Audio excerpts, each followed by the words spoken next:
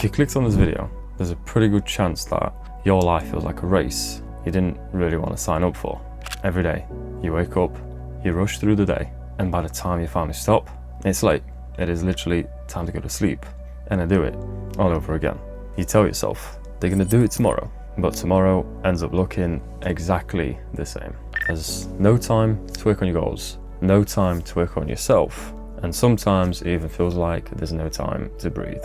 And whilst all of this is happening, you quite literally see other people moving forward, getting things done, showing things off that they're proud of. And you want that. You want more time, but not physical hours in a day, because that's not quite possible, is it? But you want more control. You want more control of your time, more clarity, more space to actually do things you want to do. The good news is that it can be fixed. And I'm going to show you exactly how. I do something like this myself. I recommend this to literally everybody I ever speak with. And I thought it was about time to share it right here.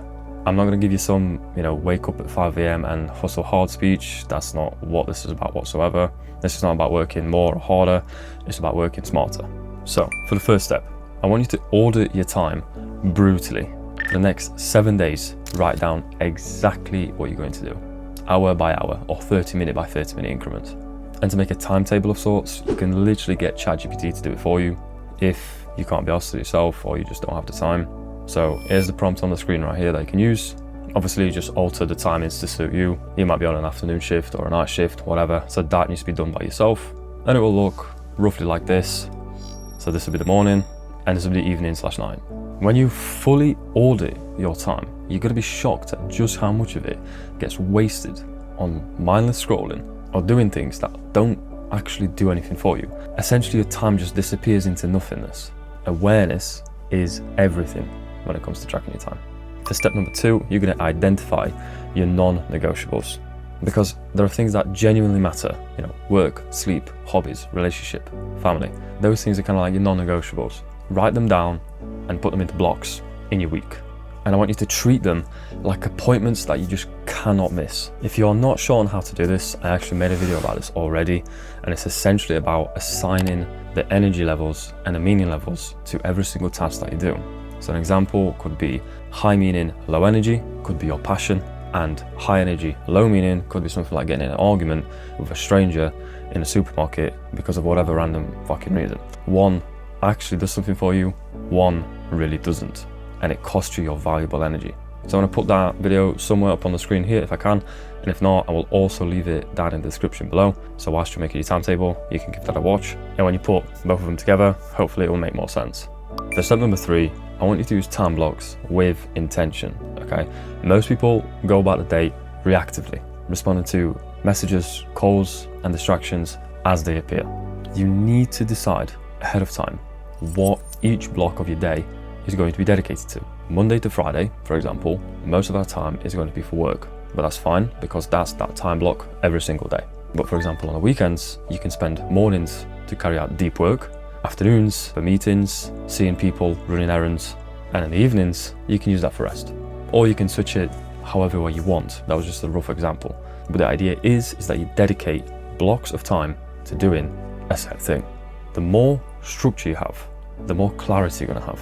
And you don't end up getting pissed off just doing random things for random people or at random times because it's not what you wanted to be doing. And then you won't feel like you're wasting as much time.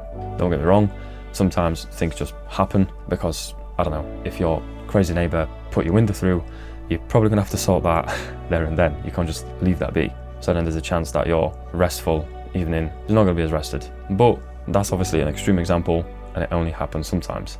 The power is in you telling no to other people and sticking with what you've set yourself for the day, for the week, month, whatever.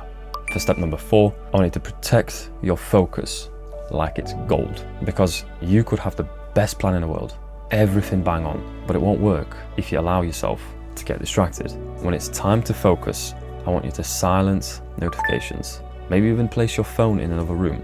That works well for a lot of people.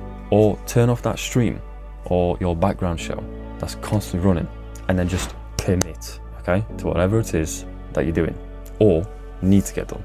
One focused hour will always be 3 distracted ones, or kind of half in, half out. People always say how they have things on in the background. Well, that's how you don't get anything done. A lot of people don't actually realize this, but your mind is constantly going to be flicking between the show and what it is that you're working on. So you actually end up being more distracted than you realize. If you're just adding clothes, then I suppose, having Friends or Brooklyn Nine-Nine on in the background, it's not really going to do much for you.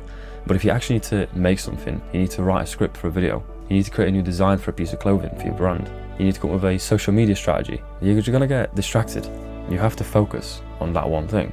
And I can tell you now, if you do all those 4 steps properly and you consistently stick with them, you will literally find time appearing where you thought there wasn't any to begin with. And on top of that, you'll actually get more shit done. The goal isn't to fill every single second with productivity and just maximize everything. It's to take back control of that time you don't think you have, because you have it. You just don't have the right structure in place. Many years ago, when I was younger, not that I'm old now, but you get what I'm saying, I was constantly doing the opposite of the things that I spoke about today. It was mainly just because I didn't have the discipline to stick to such a structure and to tell myself or other people no. So I didn't really have the drive to get things done. But at the time, just kind of lazing about and not doing much was, fine. I accepted that. But as I've matured, I kind of realized that that's not really for me. I wanted to create something. So I actually made a timetable for myself. This is a while back, so it's relatively rough. Well, I say rough. It's rough for now, my standards. I refined it a few times at a time. I don't really follow that timetable anymore because my time is dedicated completely differently now. However, I decided to keep it as like a little memory that kind of was like the little catalyst that started all of this. I decided to keep it simple. I blocked that time around my working hours. It's nothing special, but it just made me start using time with purpose. Obviously, some of those parts are relatively flexible. You can't just have it insanely rigid all the time because things are going to pop up and there's nothing you can do about that. But the idea is to stick to it as closely as I possibly could every single day. That's what that structure's there for.